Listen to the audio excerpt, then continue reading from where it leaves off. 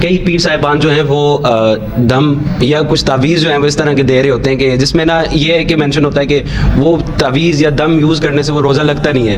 تو تھوڑا سا قاری صاحب سے بھی اس حوالے سے ہم پوچھ لیتے ہیں, تھوڑی سی رہنمائی حاصل کر لیتے ہیں. قاری صاحب آپ کا کیا خیال ہے؟ کیا روزے کی حالت میں غسل کرنا یا نہانا جائز ہے؟ کہ وہ عورت جو ہے جس کو حیض ہو جائے, جس کو نفاس ہو, تو وہ یعنی یہ جو ایام مخصوصہ ہوتے ہیں جن کے اندر عورت جو ہے ان کا ایک مخصوص جو خون جاری ہوتا ہے, تو یہ مخصوص دنوں کے اندر عورت جو ہے اس کو روزہ رکھنے سے جو ہے وہ اسلام کی طرف سے رخصت ہے. فطرانہ اور زکوٰۃ دونوں میں کیا فرق ہے؟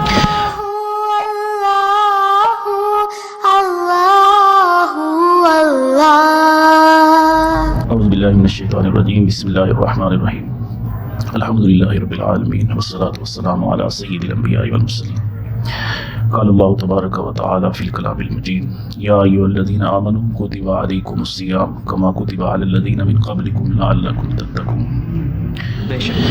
رمضان المبارک کی فضیلت میں قرآن پاک میں اللہ رب العزت نے جو آیت مقدسہ میں نے آپ کے سامنے پڑھی ہے اس میں ارشاد فرمایا کہ اے ایمان والو, تمہارے اوپر روزے فرض کیے گئے ہیں جیسے تم سے پہلے لوگوں پر فرض کیے گئے تھے تاکہ تم پرہیزگار بنو. السلام علیکم ناظرین, میں ہوں آپ کا میزبان محمد کاشف اور آپ دیکھ رہے ہیں MK TV پاکستان. اس ٹائم پہ ہم موجود ہیں ناظرین جمال مصطفیٰ مسجد میں, جہاں پہ ہمارے پاس خطیب صاحب موجود ہیں. خطیب صاحب کا میں تعارف کرواتا چلوں آپ کو, حضرت علامہ مولانا شعیب احمد مصطفی صاحب ہیں. رمضان المبارک کے روزوں کے حوالے سے حضور نبی رحمت صلی اللہ علیہ وآلہ وسلم کا ایک مقدس فرمان ہے. حضرت طلحہ بن عبید کہتے ہیں کہ حضور کی خدمت میں دو لوگ آئے, دونوں نے اکٹھے اسلام قبول کیا, اور اسلام قبول کرنے کے بعد ان میں سے ایک شخص جو ہے وہ بڑا جہاد کرنے والا اور جہاد کے اندر شغف رکھنے والا تھا, تو وہ جہاد کرنے لگا تو اللہ نے اس کو شہادت کا مرتبہ عطا فرمایا. دوسرا شخص جو ہے وہ باقی معاملات کے اندر اور دیگر عبادات کے اندر تو وہ اس سے پیچھے رہا, اور 1 سال کا عرصہ گزرنے کے بعد اس کا انتقال ہوا. حضرت طلحہ بن عبید کہتے ہیں کہ میں نے خواب میں دونوں کو دیکھا, تو جو شخص بعد میں فوت ہوا تھا بغیر جو شہادت کے, جس کا ویسے وصال ہوا تھا, تو وہ شخص جنت میں پہلے داخل ہوا ہے, اور جو شہید ہوا ہے وہ بعد میں داخل ہوا ہے. تو کہتے ہیں کہ مجھے اس پر بڑا تعجب ہوا. میں نے حضور کی بارگاہ میں یہ سارا ماجرا عرض کیا تو اللہ کے رسول صلی اللہ علیہ وآلہ وسلم نے مجھے ارشاد فرمایا کہ تم کیا اس بات پر تعجب کر رہے ہو کہ جو بعد والا ہے وہ جنت پہ پہلے کیوں داخل ہوا؟ تو سنو, اس لیے وہ داخل ہوا کیونکہ اس نے 1 سال کا عرصہ پایا, اس نے رمضان المبارک کا مہینہ پایا, ماشاءاللہ, رمضان کے اس نے روزے رکھے, رمضان المبارک کے اندر اس نے عبادات کی, رمضان کے اندر اس نے اللہ رب العزت کو راضی کرنے والے امور کیے, تو اس نے رمضان کا مہینہ پایا. اللہ نے اس کے صدقے اس کو شہید سے پہلے جنت عطا فرمایا. سبحان اللہ, سبحان اللہ. کیا روزے کی حالت میں غسل کرنا یا نہانا جائز ہے؟ جی, اس حوالے سے 2 باتیں. پہلی بات تو یہ ہے کہ یا تو جو روزہ رکھنے والا شخص ہے اس کے اوپر غسل فرض ہوا ہے, رات کو سویا تو اس پر غسل فرض ہو گیا, چاہے وہ جو ہے وہ اس پر جنابت کی وجہ سے غسل فرض ہوا ہے یا پھر اس پر غسل فرض ہوا ہے بیوی کے ساتھ ہم بستری کرنے کی وجہ سے. تو دونوں صورتوں میں بہتر بات یہ ہے کہ وہ شخص جو ہے اس کو چاہیے کہ وہ سحری سے قبل یعنی روزہ رکھنے سے قبل جو ہے وہ غسل کر لے, اور اس میں جب وہ غسل کرے گا تو پھر غسل کا جو مکمل طریقہ ہے یعنی تینوں فرائض جو ہیں ان کو صحیح اچھے طریقے سے ادا کرے گا. غسل کے 3 فرض ہیں, کولی کرنا یعنی غرارہ کرنا, ناک میں پانی ڈالنا, اور پورے جسم کے اوپر پانی بہانا. تو یہ غسل کے اندر فرض ہیں, تو یہ تینوں فرض جو ہیں ان کو اچھے طریقے کے ساتھ وہ کرے گا.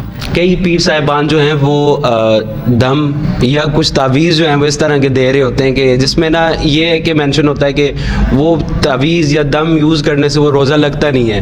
تو تھوڑا سا قاری صاحب سے بھی اس حوالے سے ہم پوچھ لیتے ہیں, تھوڑی سی رہنمائی حاصل کر لیتے ہیں. قاری صاحب آپ کا کیا خیال ہے اس بارے میں؟ جی, رمضان المبارک کا روزہ جو ہے یہ ویسے تو اگر کسی شخص کی روٹین ہو تو اللہ کے فضل سے وہ شخص جو ہے, اب تو ویسے بھی روزے جو ہیں وہ گرمیوں کے روزے نہیں رہے, اب تو تقریباً روزے جو ہیں وہ مارچ کے مہینے میں جو کہ بہار کا موسم ہمارے یہاں ہوتا ہے, بالکل ایسے ہی, تو اس لیے بڑے آسان سے روزے ہوتے ہیں. لیکن اس کے باوجود بھی یہ بات ہمیں ذہن نشین رکھنی چاہیے کہ یہ جو اس طرح کے ٹوٹکے ہیں کہ پیر صاحب نے کوئی یا کسی شخص نے کوئی دم کر کے دیا ہے یا کوئی تعویذ دیا ہے, تو ان چیزوں کی کوئی حقیقت ہمارے دین کے اندر نہیں ہے. کہ جو خواتین ہیں ان کے لیے گھر کے کام دوسرے اور مصروفیات ان کی ہوتی ہیں جس کی وجہ سے ان کا روزہ رکھنا بہت مشکل ہوتا ہے اور ان کی کچھ ایسی وجوہات ہو جاتی ہیں کچھ بیماری کی وجہ سے جس پہ وہ روزہ نہیں رکھ پاتے، تو اس کے لیے کیا حال ہے اسلام میں؟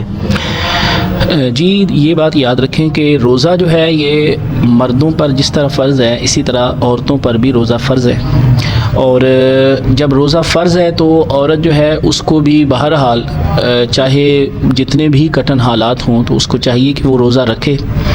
بعض اوقات کوئی عورت کو جو مختلف جن صورتوں کے اندر روزہ عورت سے معاف کیا گیا ہے اس کو رکھنا جو ہے اللہ تبارک و تعالیٰ کی طرف سے ہی عورت جو ہے اس کے لیے یہ حکم ہے کہ وہ عورت جو ہے جس کو حیض ہو جائے جس کو نفاس ہو تو وہ یعنی یہ جو ایام مخصوصہ ہوتے ہیں جن کے اندر عورت جو ہے ان کا ایک مخصوص جو خون جاری ہوتا ہے تو یہ مخصوص دنوں کے اندر عورت جو ہے اس کو روزہ رکھنے سے جو ہے وہ اسلام کی طرف سے رخصت ہے۔ فطرانہ اور زکوٰۃ دونوں میں کیا فرق ہے؟ فطرانہ یہ جو ہے یہ ایک آپ یوں کہہ لیں کہ یہ بھی ایک صدقات واجبہ میں سے ہے، لیکن اس کے اندر وہ فرضیت نہیں ہے جو فرضیت زکوٰۃ کے اندر ہے۔ ٹھیک ہے، زکوٰۃ ہمارے اوپر فرض ہے، لازم ہے، اور فطرانہ جو ہے یہ صدقات واجبہ میں سے ہی ہے، لیکن اس میں اور اس میں بہت سارے ویسے تو ڈفرینسز ہیں، لیکن میں ایک صرف آپ کو سمپل بتا دیتا ہوں کہ جس طرح زکوٰۃ ہے تو وہ ہم صرف اس شخص کو دے سکتے ہیں جو مسلمان ہو۔ ٹھیک ہے، یعنی مسلمان وہ شخص ہونا چاہیے جو کہ اللہ تعالیٰ نے قرآن کے اندر مصارف زکوٰۃ کے بیان کیے ہیں، تو ہم زکوٰۃ صرف انہی کو دے سکتے ہیں اور وہ مسلمان ہونے چاہیے مصارف جتنے بھی ہیں۔ انما الصدقات للفقراء والمساکین والعاملین وہ سارے بیان کیے گئے ہیں، 8 مصارف ہیں جن کو زکوٰۃ دی جا سکتی ہے۔ تو جو صدقہ فطر ہے تو یہ آپ جو مسلمان ہیں اس کو بھی دے سکتے ہیں، اور اگر کوئی غیر مسلم جو ہے اگر وہ بھی ہماری جس طرح جو ہمارے ہاں اقلیتی لوگ ہوتے ہیں غیر مسلم ہوتے ہیں تو اگر اس کو بھی اگر فطرانہ دے دیا جائے تو بہرحال ادا ہو جاتا ہے۔ بہت شکریہ، آپ نے ہمیں ٹائم دیا اس حوالے سے اور رمضان المبارک کی برکات کے حوالے سے ہمارے ناظرین کو بتایا۔ اسی طریقے سے مزید انفارمیشن کے لیے دیکھتے رہیے MK TV پاکستان۔ اپنے میزبان محمد کاشف کو دیجیے اجازت اور ہمارے چینل کو سبسکرائب کرنا نہ بھولیے گا۔ اپنا خیال رکھیے، اللہ حافظ۔